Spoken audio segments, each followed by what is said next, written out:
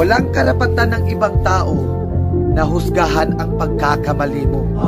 Dahil kwento lang ang alam nila, hindi buong pagkatao mo. Lahat ay may pagkakamali sa buhay. Kaya wala tayong karapatan ipagkalat, ipahiya ang sino mang taong nagkakamali sa buhay. Kaya bago mo punahin, husgahan ang pagkakamali ng iba, tingnan mo muna ang sarili mo sa salamin kung perpekto ka. Lahat tayo madumi. Walang taong perpekto. Pero marami nga lang piling malinis. Kaya lagi yung tatandaan, walang taong perpekto. Lahat ay nagkakamali, nadadapa. Pero pwedeng magbago at gumawa ng tama.